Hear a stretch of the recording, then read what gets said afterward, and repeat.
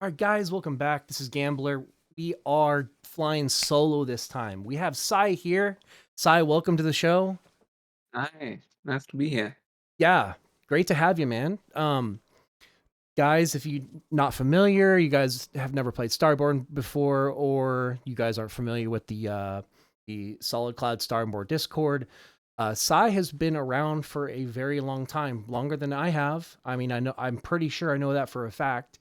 Um, Came into the game as a player, and now he's been he can elaborate a little bit on situation, but in the Discord he's tagged as lore master. I don't know if you want to elaborate on your position or how you got there, but just go ahead and maybe give a slight intro of kind of how you found the game and where you're sitting right now. Yeah, I found the game like in 2018. Like, Oh, I think it okay. was Alpha 8 at the time. Yeah, same time as me. And Yeah, nice. yeah, and I started out because I saw it on EVE Online Discord actually. Oh, And wow. it was Okay, like, here's nice. another cool fantasy, like science fiction thing.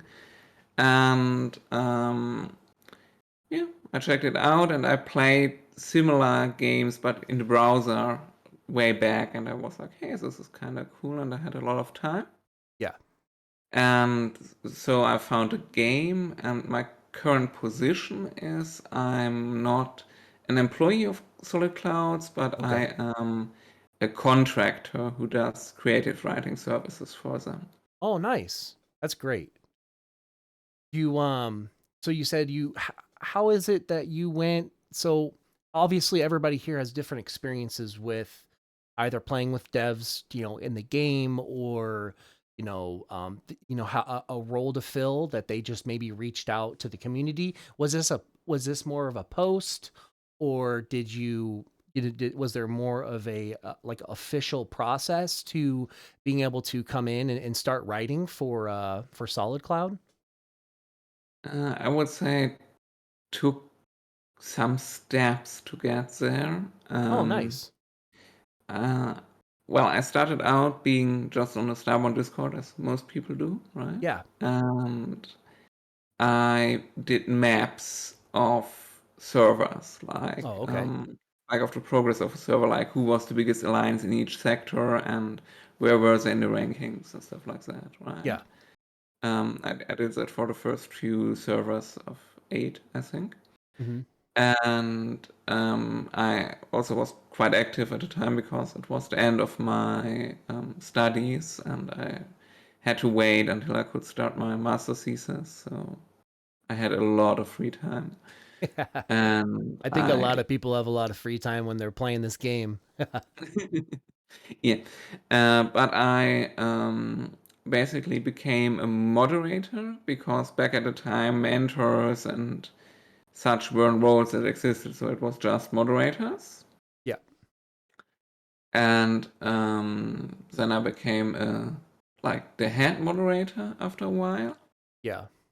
and all of that basically made me at the same time some sort of super tester, feedback giver, player representative thingy. Yeah. Because as I said, it was just unstructured, it was just the same role for everyone basically. Yep. And I gave feedback on a lot of stuff. Like I remember having quite some heated debates about like how late game stuff worked with the Navy bases and stuff we had back in the Yeah. day. A lot of criticism and reflection on that one. Yeah, but also positive stuff like what worked well as well, right? And I always had some like say issues with the lore as presented at the time Yeah. back then. And I kind of made suggestions with my other feedback, basically, or in that regard as well. And it wasn't taken up so much. Like there was like I think I had some proposals to rework NPCs and stuff, and at the time that just wasn't a priority for Solid Clouds, right? Huh. They were like, we need to get the gameplay right and lore and stuff is not really Wasn't a that big. focus. Yeah. Yeah. And then Snoogums, who was the community manager at the time and also dev, wanted to have like additional flavor for buildings because there was a big update that I think it was the next alpha phase actually, where they introduced organizations to stations like Oh, okay. Gatos Fritos and Solheim Institute and all of that, right? You Yeah. remember? Yeah. Yeah, there's a lot of flavor text if people haven't really looked into it at the bottom of a lot of the orgs and buildings and stuff. Yes, exactly. And he asked me back at the day to help out with that. So we sat down like just as a volunteer at the time, right? Yeah. So we sat down for like 2 weekends and just took the whole days to basically draft all the flavor text of all the buildings to Nice. put in. Yeah, and back at the time, I basically said, "Hey, I would be interested to do more in this direction. That's fine." Yeah.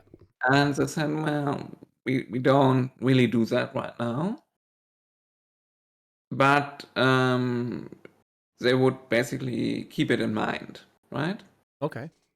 And at the end of 2019, so 1.5 years ago, no, Oh, wow. Yeah. 20, not 19, 2020, end of 2020, like fall 2020, they actually decided they needed some sort of lore team. Okay. And Nice. Yeah. there was a written test, and I think they gave that to a few people who were in Oh, there, wow. Yeah. and then settled on Chad and me, like as the two guys who would do it with Snoogums as team lead. Awesome. How Yeah. was that process? Did you feel like you came into something that, like, you obviously we were playing games, but there's a difference between playing a game and then actually feeling like, you're going to be creating like this whole universe basically. Like it's Mhm. creative writing, you know, Yes. it takes, you need a foundation, you need something to start with, what are these, if there's 5 or 10 different whatever that foundation for a book or a story would be. It takes a lot of time. So, I mean, did they have a vision, or was it more of just bouncing ideas off of each other? I'm seeing Doll joining your server over there. Oh, good. So Yeah, maybe you want to let's do. yeah, so we will keep this going, guys. So this was supposed to be have Doll here as well. We're gonna try to figure this out, and so you guys, how I'm probably gonna shape this up is just get Doll into the chat, and then we're just gonna pop into this. So just bear with me just for a sec, and then let's see if I can't get this to. So got this. I mean, if Let's it's easier both for you, we hop. can also Yeah, do let's a both retake. hop out of of of this, and we'll hop into the voice channel. Yeah, okay.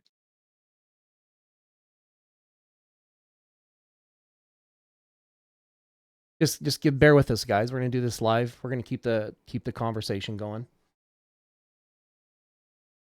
Yeah. I mean, we can also just pause for a second, then reschedule ourselves. Like, Yeah, I'm gonna see how long it takes him to hop in here and get acclimated, and then we'll just continue. yeah.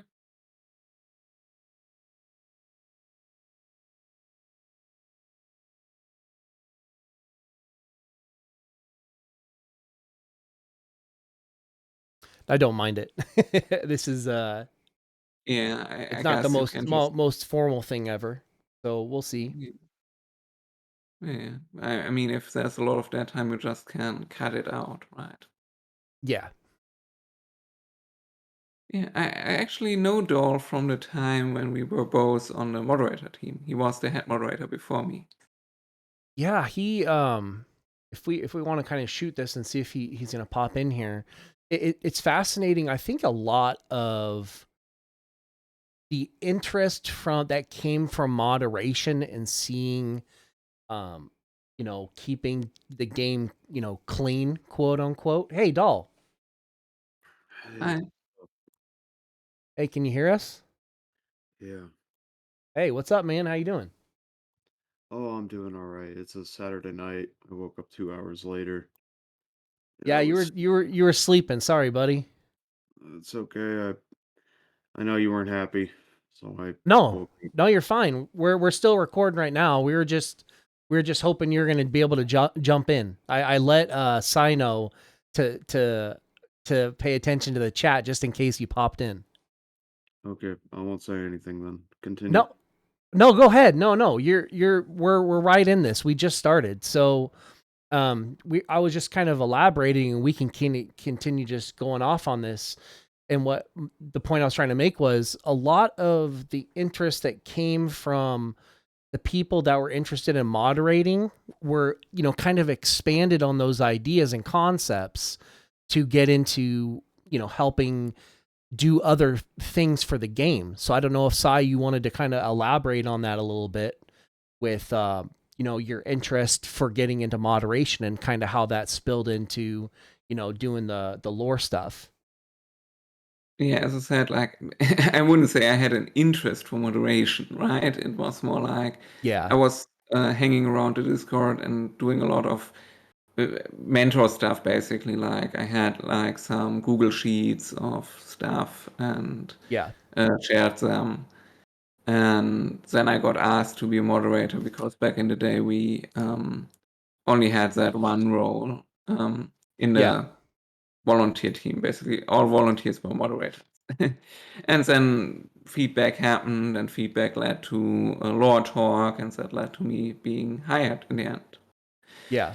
And yeah, before we had our like technical break, I think it was about the atmosphere of coming into this team, right?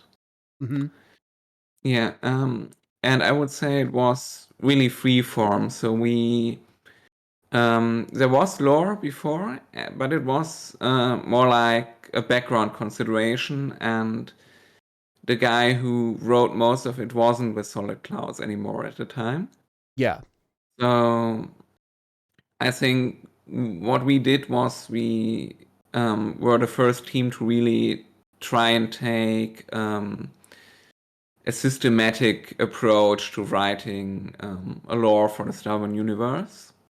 Yep. And on the other hand, there already was a lot of, I would say, implicit lore, right? Yeah. You have like, if you have like a card that is a Chaos or Xeok strike team, right? Then that implies you have boarding action going on, right?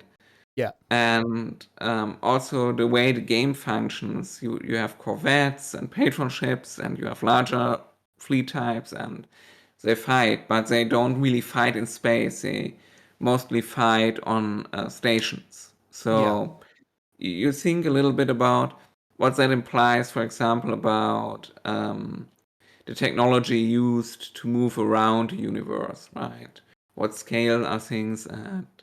And then you have all the characters in the cards and all the buildings and all the flavor text. And you try and incorporate all of that into your lore. So you want basically what the in-universe mechanics say should happen should be close to what the game mechanics want to happen. And we kind of came from that angle. And basically, we had like 4 priorities defined relatively early. So we said we wanted the lore to be consistent in itself. We Yeah. wanted it to be engaging, like it should be a functioning universe. It should have coherence, basically, right? Then Yeah. we wanted to make it interesting and tell a good story with it. Then third rung was like we wanted to have it be as close to the game mechanically as possible, like reflecting it. Yeah. And as the first point we said, we wanted to incorporate as much of the old lore, like we wanted to be faithful to what was there before, even if it wasn't a systematic approach, because a lot of people liked the like 7, 8 short stories that were there for the lore, right? Yeah. So we tried to be as faithful as possible to that. Even so, in some regards, we couldn't be like the old lore had like these alien artifacts, these sigils that could do basically magical things, and that were a major point of contention. And the new directive was that we didn't want this basically alien technology, this functional magic stuff in the universe. So that had to be written out, for example. Nice. Hey, Doll, how you doing, buddy? Are you here? You might not be here. I think he said in chat that he would be back soon. Oh, okay, yeah, no worries. So I'll just wait for that. So, did what like you might have answered this, and I was just a little bit preoccupied with getting stuff set up and recropping your feed, but did was like I said, like we were saying, was there a foundation for a story already in place, or what do you feel like has been your these ideas that either came from like that you introduced or that were like kind of like the team effort? There's got to be a few things that like, or at least accomplishments, like when you proofread stuff, or things that maybe kind of weave together that you felt really fit well. Yeah, as I said, like there was what we call the old lore. And then there was like the lore implied through the game. Like these are two different things to me. And we decided all the old lore would be retconned away, basically, Yeah. but we would try to incorporate elements. And on the other hand, we wanted to be faithful to what was in the game at the time.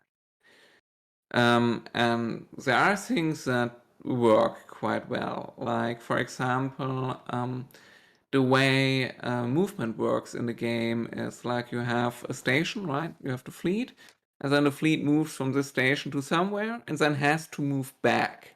Yeah. So we said that ships themselves, at least most combat used ships, can't really move these really long, faster than light distances.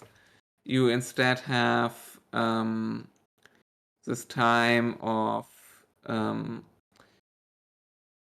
slower than light, like dogfighting, like corvettes do dogfights, and Yeah. carriers and fleets go into battle and siege a station and stuff like that. But to get there, you need a station. So Yep. basically, it's like you have these what we call TRB generators, Tenebris Rosenbridge generators, that basically open a tunnel or a bridge through space time. And if you go to another station on the map, you basically fly your fleets through such a tunnel and then go back. And this also explains stuff like why can't you intercept fleets in flight, right? Oh yeah. So you're And why trying to can't you create an idea of why it is you're not hitting each other like midair. You're only able to do it back yes, and forth. Nice. exactly. And why can't you just park your fleet on an empty hex to make a blockade or something, right? Yeah. Yeah, that's basically the idea behind it. So fleets basically don't travel through space, they travel through these bridges and then back. Because if they don't travel back, they are lost. Yep. And once they are in the bridge, it's also very hard to basically turn around inside because it's like a one-lane street, kind of, right? So you Yeah. can't just say, you're out and then you're back. You already have a bit of abstraction, like this 3-minute recall window is basically the fleet is just assembling and starting to move into position to go into the bridge. And if you are in that phase, you can just say, okay, don't go in. But once you're in, you can't really say, turn around, please. it's interesting because I mean I connect this game 100% with Cowboy Bebop, and that's actually a fascinating idea. Is you get stuck in these like bridges between destinations and you can't stop. It's like it's a very fascinating thing to kind of for people to look into the stuff and like be able to at least connect the dots on other space titles or you know um, series, TV series, or books that they've read in the past. Just like, or just for example, even coming from Eve, um, Mhm. it's pretty cool. How I know So you said like 2019 is when you were kind of officially in the position you're in now. No, 20. Oh, I in misspoke. 2020. 19 Okay. was, yeah. Do you are Fall of so 2020 was when we made the team official. Nice. So you were saying there's it's yourself, and so if people are watching this, like Snookums is not you know unless I'm mistaken, not with No, no, he's Solid no Cloud. longer Is it with is it Solid Clouds. yeah? Are you getting your are you who else is part of that team? If you don't mind me kind of prodding a little bit. Um, I think like our current team lead is also the lead of the art department. That's basically the same person. It's Yeah. Gusti. Um, and then besides me, we have another writer contractor. That's Melissa. Oh, cool. But I don't think she is very active in the community. Oh, okay. Nice. Do you feel like that your time in the game has helped you kind of um I don't creative writing or fantasy in general. You think about this stuff, how do we connect the dots and make this stuff sound polished and either like not necessarily like a timeline, but at least make things in the game We make have a sense. timeline. Yeah. Absolutely. That was one of the major first things we crafted actually. We Oh, started with the nice. timeline. Like, and it has like I'm just opening it up in the background. Can't really share it with you, but like we have in this timeline around let's see um around 180 entries or something for events Hmm. basically. And I think we made a lore piece that detailed the first half of the timeline. So Oh, okay. from basically from 2012 to, or from now time, let's say, to I think the start of the interstellar age, which was 2200, was the completion of the Soul Dyson sphere. Okay, gotcha. Um, you can read it on the homepage. It's actually up, and then we have the second half of the timeline. That's uh, from the 23rd century to 2400, which is the time when basically the beta starts, and we had like the big conflict between the blocks, like the Tor Scorpio campaign. Yeah. And then we have another 20-year time skip, basically. Like Sovereign Space is basically 2412, I think, currently. You try to fit Um, the pieces in from now until when these things were supposed to occur. yeah, 2411, 2412 is where we are currently with the Sovereign Space timeline. And then you have another like 10, 15 years later, you have the opening of the new frontier, which then will be the Frontiers game. Like Nice. it's a bit later in the timeline. But also, we are not really constrained with the Starborne, like the Sovereign Space timeline, because it's also on basically a different place in the galaxy. Gotcha. So we are still having this idea that's kind of gone into the background of like player actions maybe, or the outcome of special servers or something influencing how the sovereign space actual story evolves over time, right? We did this with Chaos Scorpi, and we didn't really have the capacity to do that since then, but it's an idea that's still around in some capacity, I think. Nice. Hey, Doll. It looks like you're back. What's up? Yeah, what's up, guys? Oh Hey, no, you're man. good, man. So we're pretty much just kind of dissecting a little bit of kind of like the lore timeline of from now until when these things are supposed to occur. Did you have any kind of roundabout questions of the things that you wanted to kind of chat about a little bit? Yeah. So what's the canon right now? What We, exactly is canon from the current universe into what is going to be? I guess I won't make you spoil as much as I want you to, but what do you think is going to be canon going forward? Like, what do you intend on preserving as the lore master? I mean, everything that's out there right now is basically canon. There are some things that might not be.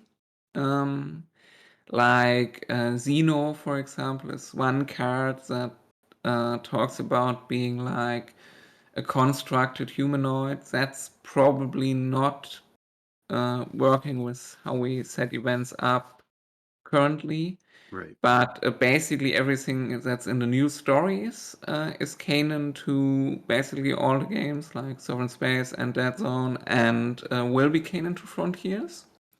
And Right. basically, everything we did for Sovereign Space is also bearing some details, like, as I said, singular characters and cards, like as canon to Frontiers. And we will meet some familiar faces again, like in character time. I can't get into specifics because of NDA and stuff, right? Of course. But I can, for example, say like Frontiers we will meet the factions again that we have in Sovereign Space, and I can talk quite a lot in general about the factions because it's the same and it's lore we first drafted for Sovereign Space, and basically their core identities will keep going forward into Frontiers as well. Yeah, I know you and what's it called? Snuggums were very into creating this whole new world because Starborne was pretty barren whenever it came to the lore section. There was pretty much what we had on Discord at that point, and then it kind of moved forward into uh, the current state that it's in right now, where we're trying to, well, everyone's trying to figure out what's going on in the actual story of Starborn and things like that. I know I complained about it in previous podcasts and stuff, and just trying to figure out, you know, does this game have a background? What do the commanders actually mean to the storyline and all this kind of stuff? And I know that you and Snuggums took a long time uh, trying to figure out where you wanted to take this story. How much of his input are you taking into this new realm, especially now that he's gone and Mm, now that you like guys are we obviously, like, he had last say on anything while he was around in team lead, right? So right? basically everything we did until the middle of 2021, like middle of last year, is Snoogans approved basically, or Mm, like his choice in the end. Even when we like, even stuff I wrote, he had to sign off on, right? So, and since he has moved on, he hasn't had any additional input besides some talk in private or something when we take things on board. But like, he's working on his own project right now, and we are working on this project. And uh, you know how it yeah, is with I yeah, don't you're the know, main guy now. NDAs and stuff. We can't really have him. Uh, Oh, I know. I did a yeah. bit. I did a fair bit of reading whenever you guys were posting and stuff, and of course, I won't spoil anything. But yeah, it's just interesting to me because I stayed as far away as I could from it because obviously didn't want to spoil it for myself or for any other people. But I know that you guys, like, almost every week or something like that, you were posting something that people couldn't see that was a new update to the lore, and I was just like, wow, man, this is, you guys are actually trying to work on this thing. It's not just a a part-time job no more. It's just people are trying to figure out this kind of stuff as it's coming out, and I don't know, Yeah, it kind of I interested mean, me. we haven't had any releases for a long while, and that's mostly because since like middle of last year, a lot of lore team's effort has been focused on getting things up to speed for Frontiers, and all of that will Sure. be released once the game comes. Sadly, not much sooner. So Yeah. I would have liked to release stuff in between, but as you said, like it's part time for me, basically, like as a contractor. Like it's more a paid hobby than a job, right? Yeah. And it's the same for the team, basically, in some ways. So we can only do one thing at a time. We have quite a lot of stuff that can be released at some times, and for example, we have like these very extensive, basically character sheets for the factions.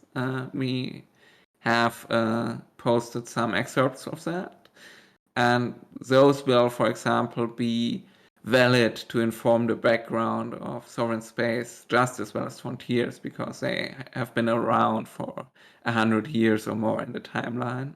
And the NPC stations are around, and you have some flavor text about them, and some characters are involved with them as well. Yeah. And I There's think what we've written about them we can also use to expand Sovereign Space over time. Yeah. I obviously am joining this a little bit late. Just too busy ruining my gut and my future.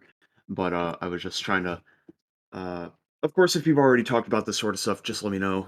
I can back off of it, whatever it No, may you're be. We good. haven't talked But about much besides my how I got into the position, basically, before you joined. Yeah, you're okay. pretty much right there with us, so you're good to ask pretty much anything you want, doll.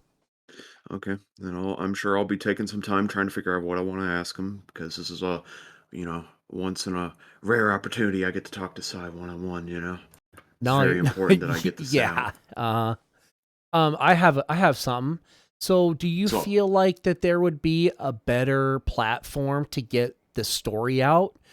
Yeah, Dahl just elaborated a little bit. It was in the Discord for a while. Do you feel like there's a possibility of like there a website or like not obviously maybe not animated videos and stuff like that, but how would you want to like at least get a better platform than just Discord? Is there something in the works, or is it website? What do you feel like, or how would you want these stories presented? Um, I mean, we have the news stories all on the website under Yeah, lore, right? So there's that. Also, the lore does inform like stuff like the promo video we made, right, for Frontiers. There was like this teaser trailer a while back, yeah, and in the teaser trailer you see the Dyson sphere, and on the Dyson sphere you see this construct that charges up and then makes this boom thing and opens a tunnel where the ship goes into the tunnel. yeah. And that's basically an outflow of the ideas I talked about like these bridge generators being a thing and used for faster than light travel, for example. So it's not like the lore doesn't have impact on that.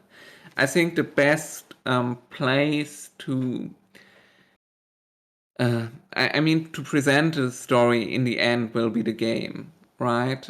Cool. Yeah, like And something within the game, like even like having like just something somebody can flip through, right? Like why not have it part of like they've created this wiki, just make another section for like lore stories to go. I'm just throwing information out there. I'm more of asking like you're kind of not maybe not the lead, but you're part of this team that wants to see these stories. You're putting all this effort into writing these ideas and these stories. You obviously want to see them make it to us, the players. yeah, I mean, like the in-game wiki might be a good idea, but also just in-house things work like these little tidbits of flavor text, right? They are part of the lore. Yeah. Um, And I think expanding on that idea, how can we communicate through the existing systems as well, right? Like Sovereign Space obviously is not a storytelling game, so Yeah. it's not like we have like this linear story where you can say, okay, I don't know, we are not Cyberpunk 2077 where you basically have the opportunity to have 100 conversations and data sheets to expand on the world building, right? So we Yeah. need to be more judicious about it. But I think having a lot of it in the game and in Frontiers once it's out, like as I said, everything that's in Frontiers is probably the same universe and what's in Solar Space. Yeah. And on the other hand, like the homepage probably is the best avenue for like the The direct longer player term text experience. formats, right? Like the stories. And we can also post them to the Discord, which we have Yeah. done. I was also wondering, Gambler brought up the fact that uh, you may or may not be the lead or anything like that. Snuggums came and went. Are there any other people on the lore team other than yourself right now? Yeah, we are 3 people right now. We have another contractor, Melissa, working on it, and our current team lead, and also in the art department is Gusti, who Mm, is basically, Lucy. yeah, he's one of the devs, and Yeah, he's basically taking over as like, I don't think he's art director. I'm not sure how Solid Clouds parcels this internally, but he is basically team lead lore and in the art department right. and combines both of that. Yeah, I get you. Um, so that's kind of spreads itself out a bit whenever it comes to, especially the more niche parts of the organization. Um, Yeah. man, As I I said, know, I don't have insight in their internal organization chart. of course, Yeah, So we need to get I these don't people on want the to say phone anything and wrong. prod them, you know? of course, I understand. I won't press you. But Do you Go ahead, Gambler. No, you're good. I was gonna elaborate on this a little bit.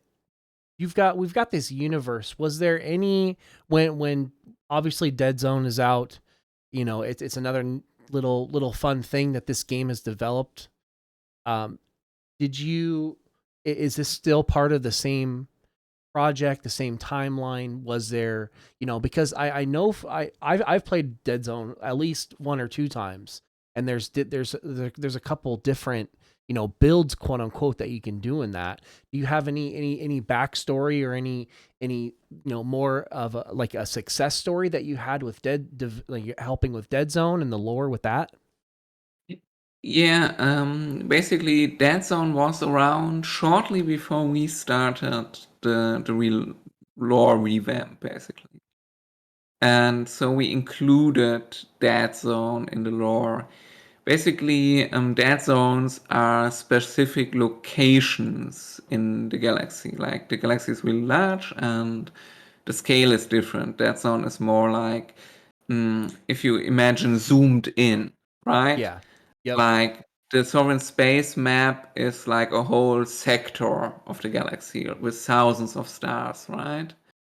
And a dead zone is more like a specific smaller region, like maybe a sector within the larger, like it might be a dead zone would be like a few hexes on the Sovereign Space map, Okay. basically, right? Yeah. So smaller It's interactions, more zoomed in, exactly. basically.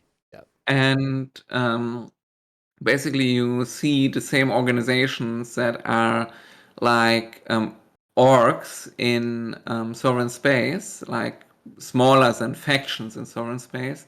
Those are big enough to count as factions for the purposes of that zone. So you ally with them instead.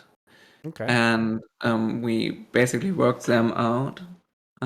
Like we have the Night Corps, who is like aligned with the Atlas Syndicate in some ways, but also their own thing, and has some connections to Emerald Grace, for example, as chief security officer of the syndicate. Yeah. And in universe, not many people know that, but all the players can know that, so they can go, oh, right. Yeah.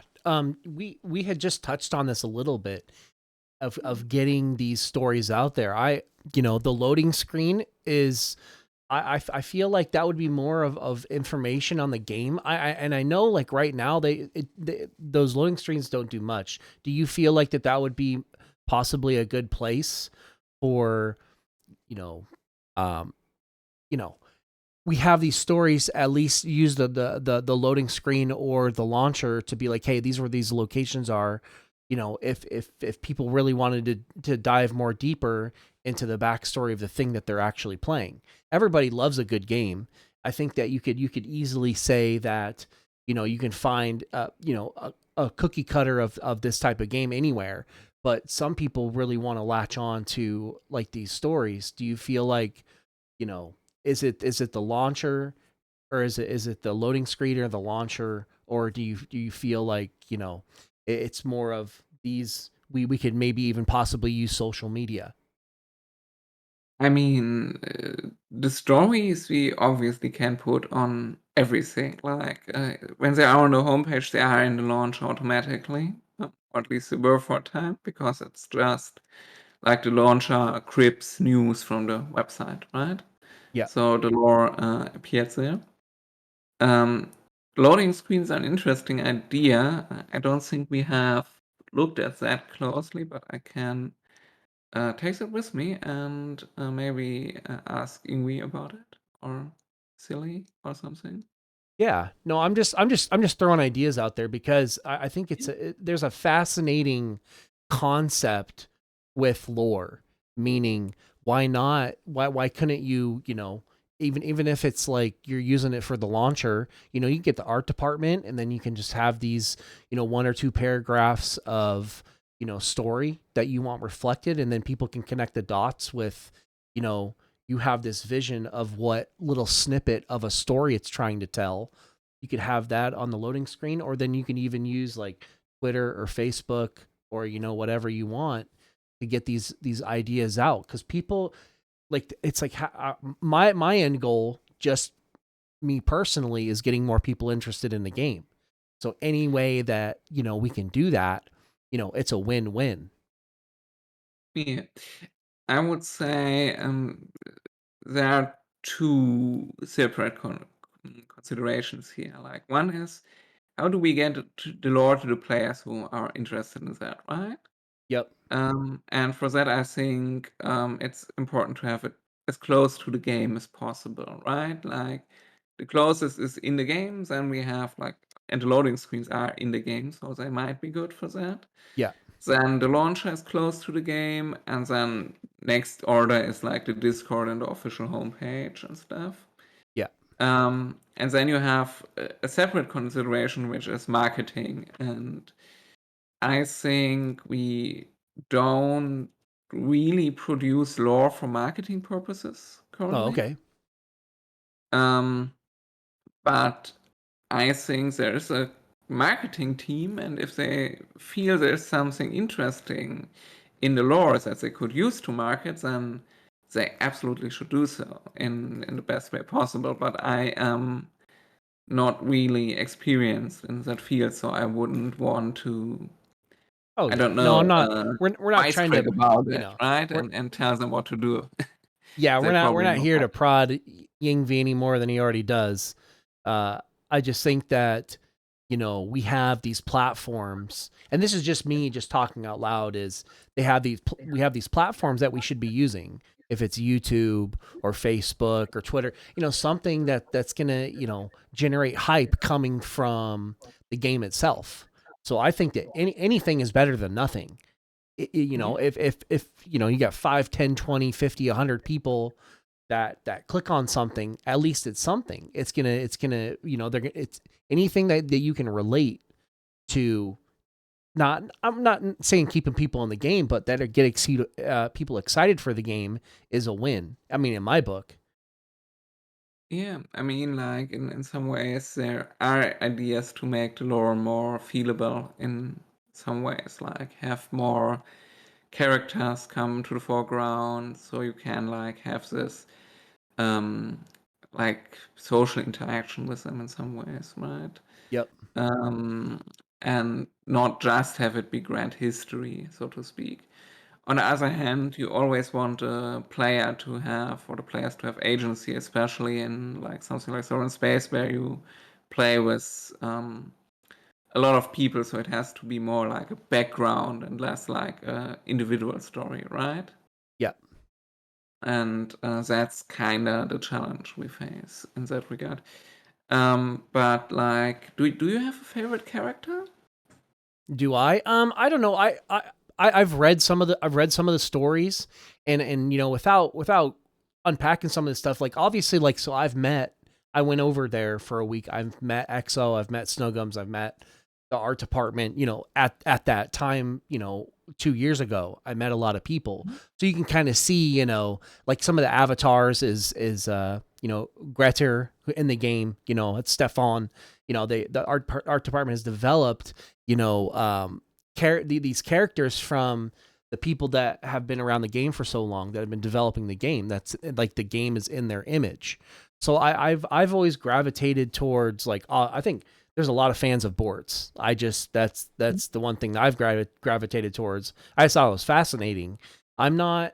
I read. I'm very like my problem is I'm very very picky, but I do read a lot of the flavor texts on the buildings, on the cards, all that stuff. I enjoy that stuff. It's just I think where I'm going with this, and not really a criticism, is more of even if like somehow we came out with like a 8, 10, 20 page short story, I think would go a really long way. Like it doesn't. I mean, it doesn't matter. You got to start somewhere. If it's like how do we get in like the finishing of the first Dyson, or this stumbling upon this race of XYZ. I think all of that would be amazing, and then using real art from the game. I think that would be super amazing. So I mean, if anything, my to answer your question, my favorite I think thing I gravitated towards was the Bort's card and that concept. I Nice. Yeah, we have like some short stories. Like we have by now 10 or so, I think. Yeah, 8, 9. And we want to add to that in any case.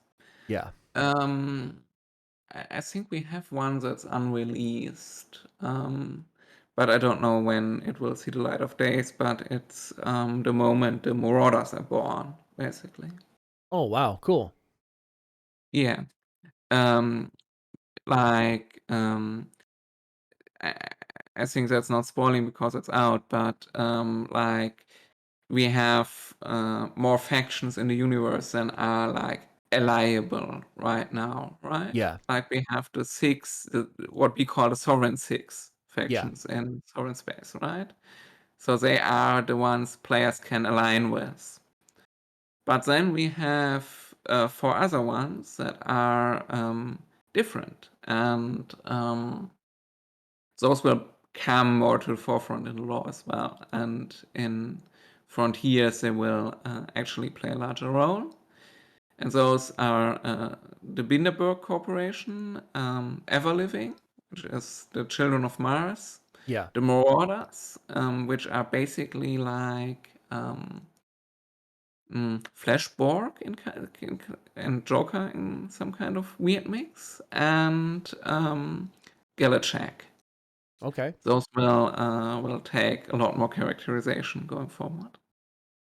nice. And those are I believe every single one of those were already existing concepts within the game. They're just Yeah, more getting the absolutely. light There, of there day. were NPC stations, right? Yeah, NPC. Yeah, exactly.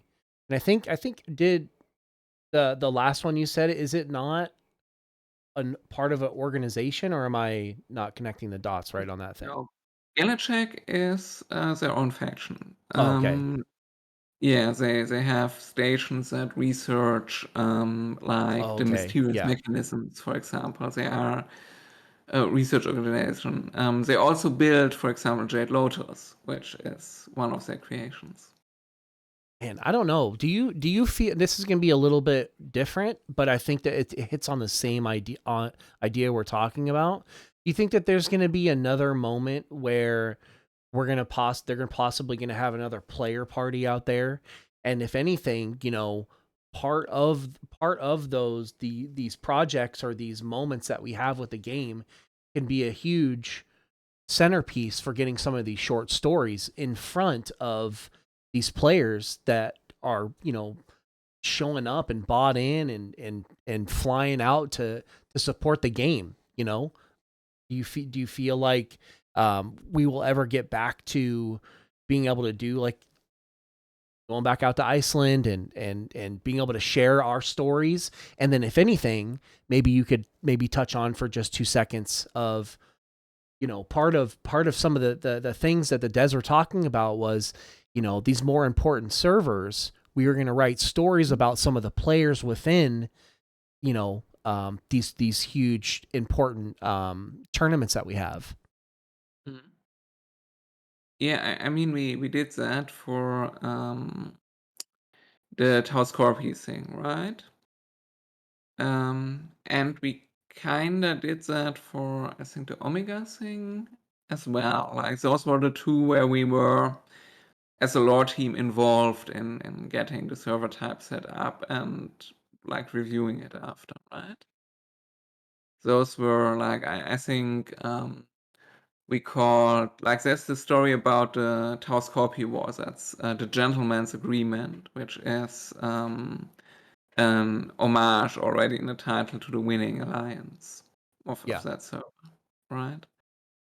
And I think for Omega we didn't do an after one, but we did the setup one where we go with also describing player sentiment at the time, because like Omega was again a free alliance map, right? Mm-hmm. And now the Sovereign Six were the sector names, like we had the MPL Industrial Zone and the Chaos Hunting Grounds and stuff like that. And we wrote this piece called Barflies about it, introducing why it was there. And in the piece, there are two characters that talk with each other. One of them is Grimes, who is a little bit of a disgruntled commander, and the other is Ezekiel Di Lavro, or Zeke. And they talk about why the Sovereign Six are suddenly going and opening new sectors for settlement. And it's basically, they say, they have this line about, well, all the independent commanders who led the drive to the stars, they don't like to be tied to the blocks so much, right? So we Yeah. want a new frontier where we can decide ourselves which others we want to work with, basically. And that was in some ways a reflection of player sentiment at the time, because while a lot of people said the changes were fun, we did for Telescorpi, or the game did for Telescorpi, a lot of them said like these like forced faction alignments were not to their taste, and that was something we tried to reflect in the lore, so that became part of the canon of the game and the story. Yeah. Awesome. Do you feel like that with obviously without spoiling anything, we have there is a vision for the future, right? There's some Yes. stories that you guys are working on. Obviously Frontiers is the new kind of polished shiny thing that's coming up soonish, hopefully. But you guys obviously have things that you know is the lore going to be as much dropped at the same time as Frontiers? I mean, Frontiers itself is a major lore drop, Yeah. right? Yeah. I mean, I'm In just saying some it's ways. all kind of connected. Yeah. So, and I assume, like, I can't make any promises, but I assume stuff like, for example, the faction character sheets I mentioned, right? Yeah. Those might probably come out after Frontiers or with Frontiers or close to Frontiers in some Okay. ways.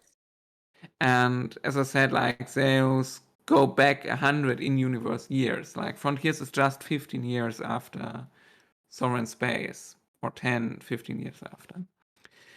Awesome. And so like 95% of this history you can apply to Sovereign Space as Awesome. well. So it's just for both of the games. It's a shared universe. Cool. And then And like something I can talk about because it's already out on the Discord. Snoogums released it way back in the day. We might meet some old faces in Frontiers again, and oh maybe really? we Wow. have time to get more personal. Like I think I can say in Sovereign Space you are an emperor as a player, right? You are the commander of like 10, 15 stations, like a space empire and many fleets, right? Yeah. And in Frontiers it will be a little bit more zoomed in again, like not like in Dead Zone, but in a similar way zoomed in, right? So you are more like the commander of um, a station or something, and Yeah. a fleet, more It's like, more personal a little right? bit versus commanding 30,000 ships. It's a little more Yes. smaller Ye- scale. Yes, exactly. And so you have more, like, you have more opportunities maybe for interactions with people in some ways, or of learning of them as persons in some ways. I think the thing I'm getting from this, and just me just talking out loud, is it seems like there's gonna be a little bit more diverse, more opportunities to branch out with different builds and stuff. If anything, the more factions that we have access to, the more different things we can do within the game. I mean we have 6 right now, and if it's gonna go bigger, like I can't wait for that opportunity just to be able to play uh maybe something that's more, not only because I've always only ever played Zyok, but being able to play something maybe, if it's Marauder, whatever it is, that is more, it just feels more personal. It fits our personality. Yeah. I mean, I can't talk about anything Yeah, no, gameplay. this is just me talking out loud. I just Yeah, that's like my excitement for something new with the game would be something yeah. like that. But Um maybe you meet some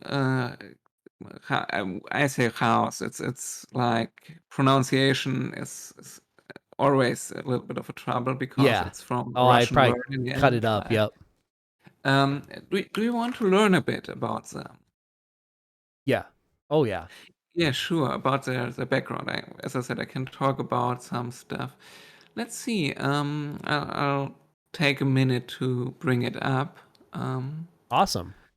so, like, chaos is a movement, basically, in Okay. some ways, and it comes from an old place on Earth, which we would call Russia, Okay. right? But in the Starborne lore, Russia isn't around anymore. Like all of the old nations of Earth aren't around anymore, right? And it's not even around anymore at the time when Chaos forms for the first time. So um, at the time, it's more like the swampland of northern Eurasia or something, Okay. right? Yeah. um, and it's really an area that was kind of spared of the worst because it was very sparsely settled Okay. at the time when we had our nuclear war, like World War Three Okay. equivalent. It's called a 15-day war, and it basically led to Earth losing a lot of internal structure and the lunar directorate rising as the world government of sorts. Okay. And in this swampland, you have like houses rising, like warlords, basically. And those local warlords fight each other in a never-ending cycle. And then you have Volkan, who comes, like he's more a legend. Nobody knows what's the historical truth about him, right? And he founds this House of Khan, and it's like this mix of family and governance and like being tied to your house and forging your path in the world, like making sure the world answers to you, right? You take what you need and you get others to conform to it. And these houses are in competition and they get very proficient at warfare. So sometimes later the Lunar Directorate comes to them because they are now at war with Mars and recruits them into their basically space marines, right? They go, Okay. hey, you guys, you are really good at doing this guerrilla fighting and man to man. So how about having a contract with us, right? Yeah. And the war with Mars comes to an end at some time, and then they go with, oh, well, now we don't need your services any longer. And now we are going to basically integrate you into our systems, and you are not independent anymore, and we reform Earth to be like this big industrial center for the Directorate's purposes, right? Okay. And then you have this uprising, the North Eurasian uprising against the Lunar Directorate, where the houses band together and they say, no, we want to stay independent powers, and we have the Marines and we have um, the resources to fight for our independence, right? Mm-hmm. Yeah. And that gets crushed really heavily because basically they have marines and stuff, but they don't really have a space fleet. And if you are on the ground of a planet and you have spaceships overhead that can put down like orbital bombardments, you Yeah, you're kind gonna of run into lose. Yeah. problems over time, right? And what then happened is like the uprising gets crushed, but the people don't all die. So they reform as this, like a little bit like the IRA of the Irish Isle or something, like this partisan group that goes into space piracy and starts attacking ships in the belt and in Saturn and the Pluto and stuff, right?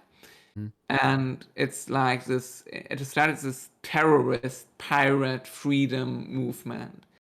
And once like they never get really eliminated, and once the stars open, the solar Dyson sphere is finished and the bridges open into interstellar space, they become this scourge basically that goes everywhere where humanity is, and in deep space, far off colonies, they become this major force or alliance of houses, and they splinter up. And the core ideology is still kind of the same that it was back in the Eurasian swamplands, where they have their houses and they compete for power and autonomy and independence. Yeah. And they trade slaves and they are fine with that. And they raid a lot because they say if you can take it, you are allowed to take it. Right? It's the right of the strong that's with Yeah. them, and the right of the hunter. And that's what the modern chaos movement is a lot about. Okay. And what a lot of people fear in the other factions is that chaos unites and like acts as one, because they are threatening, but the thing that really keeps them from becoming a real threat and rising is that they are this fractured and they fight each other basically as much as they fight outsiders. Dude, that's Yeah, great. It, it's yeah, it's and it that's it kind of the way we set up chaos in some ways. it. That's what I'm saying. Like these, dude, you could easily. and this is me reflecting and listening, you could easily just turn these 5, 10, 15-minute short stories into just people would eat I mean, I would definitely, if it was like a series or something like that, put these, if it not a script, but you guys in this team of 3 know the vision of where these stories came from or that they currently are. It really connects the dots and at least gives some backstory on like how these factions were created. And that right there is just a really good story on that one. So I don't know. I feel like that there's definitely a place to get, small short YouTube or little videos and stuff on this. Even if Yeah, it's even like going on a podcast or talking about it. yeah, exactly. Well, I mean, this is a good foundation and a starting place. I feel like, I mean, that was great, and even if it's the 3 of you guys, it doesn't have to be anything to do with the players. The 3 of you guys just, or if it's just you and you have art in the background, really connecting the dots because some people think visually. They need pictures, they need something, or if you have like a video playing in the background. I think that was great. That was really cool. Um, Mm. so kind of maybe to change path a little bit here. If you don't mind, maybe to maybe kind of wrap this up a little bit. What has been your favorite part of this game as a player? Has there been like the introduction of fobs? Is it the new hexes? What was your kind of defining moment in this game? Was it the moderation? Was it being able to get into the lore? What's been your favorite part thus far coming from Starborne? Oh, that's a hard question. There are a lot of things that are really highest in different ways, right? Yeah, Like being part of the winning coalition of the first big server I was part of. That was cool, right? awesome. Yeah, yeah, we were the Firelight fleet back in the day. What do Um, you remember what server that was, and maybe just give a little bit of yeah, backstory I on it? mean, like it was Alpha 8 server 1, I think, or Oh, was it okay. 7 actually? I'm not sure. Like, what was like there's a beta, right? Yeah, And so the beta came out, but before that there was Flu. Before that was the very first server of Alpha 9 was I played. But Alpha yeah, 8, and then if it was you're Alpha talking 8. Alpha 8 server 1, it has to be, yes. yeah, it Because was it you're wasn't, talking about Alpha 8. Yep. yes, it was the one where we had all the big navy bases and Dyson spheres and stuff, yes. And Baka was still around. Yeah.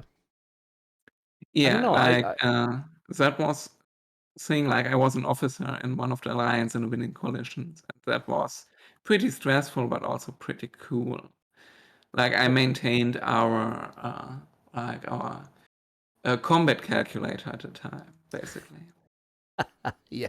Try to keep track of people's fleets. Yeah, exactly. Like, and how battle outcomes might work out, stuff like that, right? Yeah. Um, and then I think one other major thing was like, um, I think the first lore thing I was involved in was pretty cool as well. Like, I was involved with the buildings, but those were pre-existing. And the first big lore thing that was added to Sovereign Space as the game where I was involved was, um, back when we added the special hexes, Yeah. like the ones where you could get like plus fleet capacity or, Yep. or something. Yep. Firepower, HP, or Yes, improved exactly. scanning or things that do buff your mining colony. Yep. Yes, exactly. Like, I think they came to us with this idea of we want to have a hex that gives a buff for that and for basically any game mechanic you could think Yeah. of, right? And they said we want you to come up with something, or like it that or like Snoogums and I back was before I was hired formally, right? Yep. We had to come up with something that was like it could interact with any game mechanic, but it should have like some consistency to it as well, right? Yep. And so we thought like maybe we go with the main material of each tree, right? So we have like meteorite fields for metals for military plazas, and Yeah. we have these gas nebulas for domain stuff, and we have these crystal fields for industry things, right? Yeah. But that didn't really work out as we wanted to. And then we settled on like expanding the idea of organizations and said, okay, basically these are little independent stations, outposts, like organization outposts that are littered on a map that were built basically before the player commanders arrived or while they arrived by the organizations. And they get basically, they can be hired by the player if Okay. they get into their zone of influence. Basically, they don't go for the highest bidder, but they go to the guy who stands beside them and has a gun to their head and says like, hey, you're now legally mine, right? So Yeah. best but like it's a different kind of hiring. You hire them if you build their building in your station, so you basically pay them to work for you. Yeah. And That's in a the that's a case good of way the to put it. outpost, Yeah. you basically incorporate them into your empire. And it was really fun to think, okay, which organization makes sense for this type of bonus?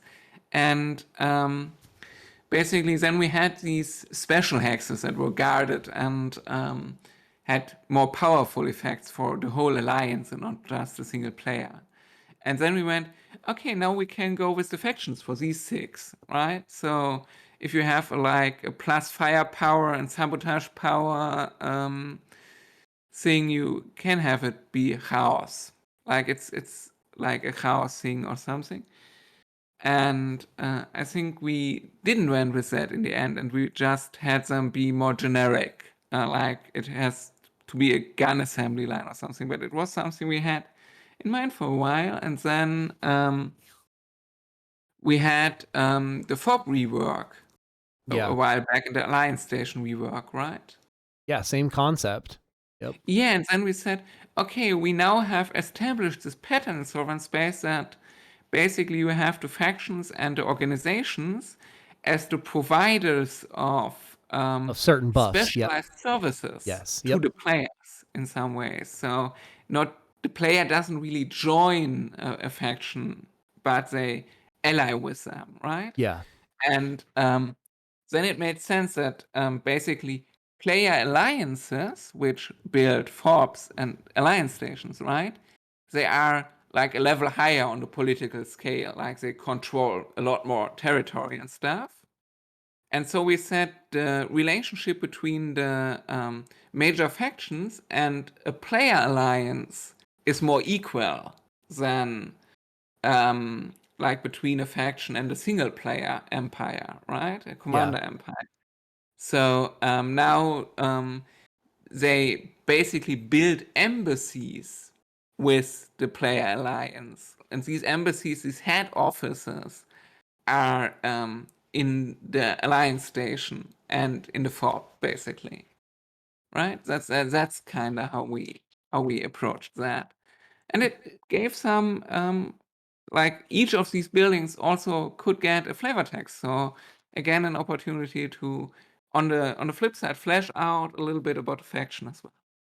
I think you hit it on the head there, which is you're not you're trying to be part of this movement, and you've got right now currently, in Sovereign Space there's 6 versus, it's going to expand soon enough to more.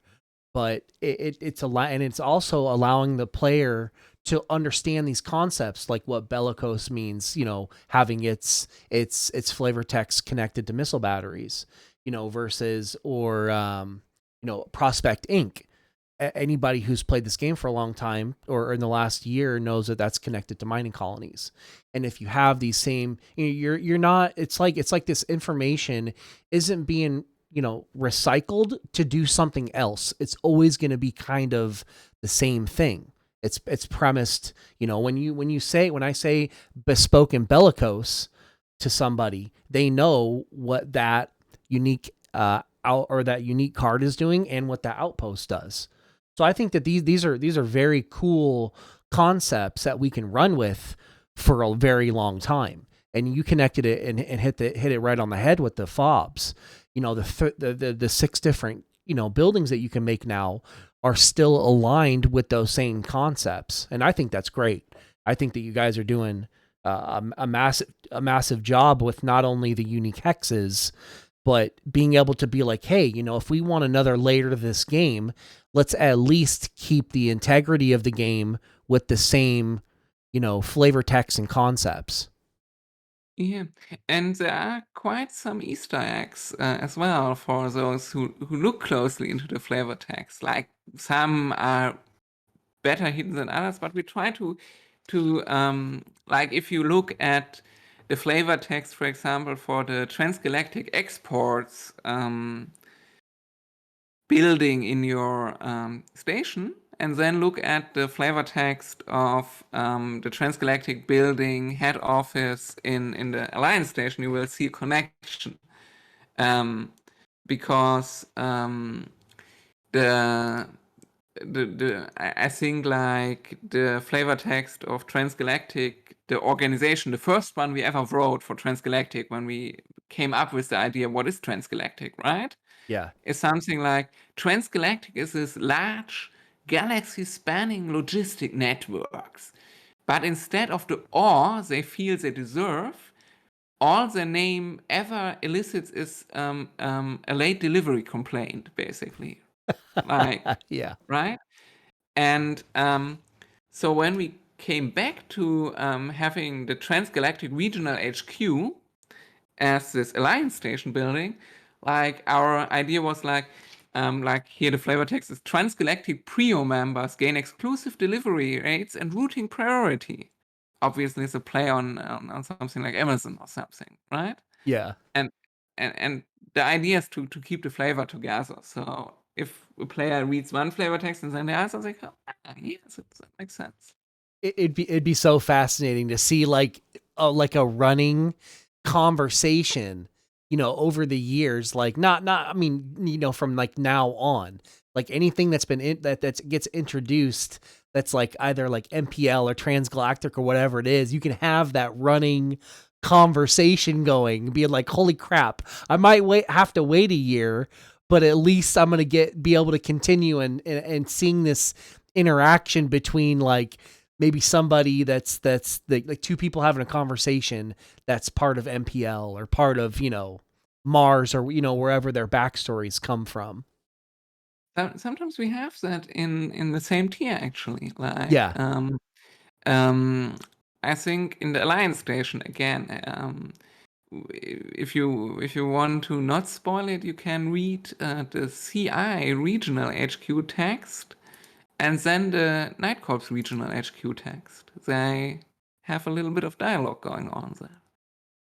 Yeah. No, Like not direct I'm not going to conversation, spoil but it. People can look into it, but I think what and after this video, we're gonna gather some information. If people have made it this far, we're gonna have links to everywhere, that's not the game that a lot of this lore exists in. If it's on the Starborne disc or website or in the discords and all that good stuff. I not to get scrambled here and pull us in a different direction, but I feel like that this is we could easily, even if it's fan made, whatever you want to call it, or if it's doing these again, these stories need to be out there. I think that you could easily make 5, 10, 15, 20 minute little YouTube videos and release these stories. I mean, I think that there's a lot here, and I don't know, if even if it's just something fun, at least it's doing what I've I try to do, without being, cussing all the time, none of that stuff. We want to get, interest in the game. That's always been, my, what I want. At the end of the day, this lore stuff is amazing, and I think that it needs, these stories need to be, even if it's if it's you doing it, you got, if you got some downtime and you've got, the power of the pen, to write some of these, a script down or whatever it is, I think people would really enjoy, hearing, where these ideas and concepts have come from. Yeah, absolutely. But as I said, like first and foremost, we currently work towards serving the games, right? Yeah. And everything else comes after.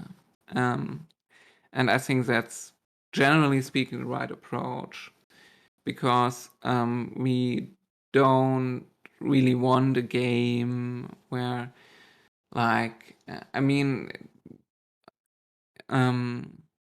where the universe doesn't really match the game it's written for, right? That's the main Yeah. thing. So a lot of the way the lore develops comes from dev first, I would say, right? It's not like the lore team says, um, okay, we have this cool idea for a new ship class, right? And go to Yeah. dev and say, hey, it makes lore sense that we have these types of ships, right? And then devs go and make these ships. That's not how it works. It's Yeah. more like the other way around, and the devs come to us and say, hey, we have this cool new idea for a ship class or something, and please write something that makes sense for it to be there, right? Yeah. That's awesome. That's some cool backstory on how these, once again, and I think this goes back to, I think that and I think you can agree, there's plenty of really good ideas that come out of the Discord, or even, small conversations between 2 or 3 players. It's Yeah, fascinating to hear how some of that stuff makes it into the game. yeah, I'm reading a lot of the Discord, but as you may have noticed, I'm not writing much on the Discord anymore. So it's Yeah. mostly down to, like, it's hard not to spoil if I want to talk about all of this really Yeah. badly, Well, we can't right? wait for, Because full. I've sat on all of this stuff for like a year, like, Yeah. and it's a bit of a passion project. And I, when I'm in conversation, I'm always like so tempted to just like, yeah, and or like if there are questions, I want to Like, like the just, answers. It's just like, man, you got to yeah. hold back. Yep. So yeah, and so I'm trying to basically keep a step away, and also on some, I think it's cooler for the players to have some freedom to make their own stories about things, right? And their own Yeah. interpretations, like without the lore team basically hanging around in their fan space and going like, no, that's not how it works, right? That's also Yeah. not a nice thing to do, right? Yep. No, it's great. It's Great. great to hear that there's a foundation for these stories, and we're gonna get a lot more dots connected as soon as it sounds like Frontiers comes out. There's a lot more story and depth to this Yeah, grand, at least there's a lot more universe. material, right? Like Yeah. that's what I would say. Like, And we'll definitely be able to make another podcast on being able well, to actually talk about all this stuff. yeah, let's say once Frontiers is out, we meet again, and then we can have like longer conversation about Well, don't um worry. There might be a place for, you know, if I can harass Dahl into getting him here, and we'll get everybody, hopefully well rested, and talk about more of these lore stories, because I think that they have a place in the light. That's for sure. yeah, absolutely. I Did mean, like, as you can see, like I have a lot of fun talking about it. I It can is, yeah, it's great, and I appreciate it. I appreciate you being here. I know we've been trying to get this set up for a while. Did you have any insight or maybe anything you wanted to share before maybe we'll wrap this up? Sadly not. Like, I obviously have a lot of things I want to share, but Yeah. I think there's not really anything I can share right now. No, it's great. Well, how about we'll just leave it as a open-ended, and then we'll save it for next time with hopefully Frontiers is out and we can talk about anything we want. Yeah, I hope so too. Awesome, man. Well, I appreciate you being here. I And know that appreciate the there's invitation. what's that? I said I appreciate the invitation. Like, thanks Oh for yeah. having me.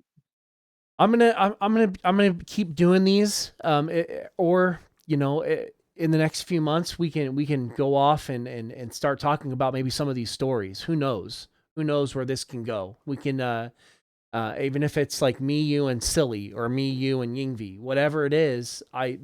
We need to get. I think it's a very healthy for the game and the player base to hear these stories. I mean, anything that can get people excited and be like, wow, like there's another layer to this thing that I didn't know about can definitely do this game justice. So once again, I say I appreciate you being here. We'll definitely do this again. If it's me flying solo, if I can get, if I can get Silly here, I think it'd be great. I think my long-term goal for this is to be able to make this not just one or two people. I want 3, 4, 5 people, or even if it takes us, things that stem from this to get another roundtable. I think that would be great. Having 20 or 30 or 100 people in chat, but maybe only 4 or 5 people talking. At least we can record that and get that, this excitement of the lore or things that are upcoming or frontiers to everybody else. So, if there's anything else you want to say, or I'm gonna close you out here. I would say in that case, till next time. Yeah, man, it was great to meet you. It's nice to, and I appreciate you having the webcam. It's nice to see your face, and then hearing about a day or so how this posted, and then once again, guys, this is a Gambler, and this is Sci. Appreciate you having you here, Sci.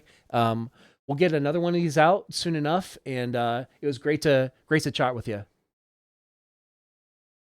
All right, man. Till next time, guys. I'll see you later. Peace.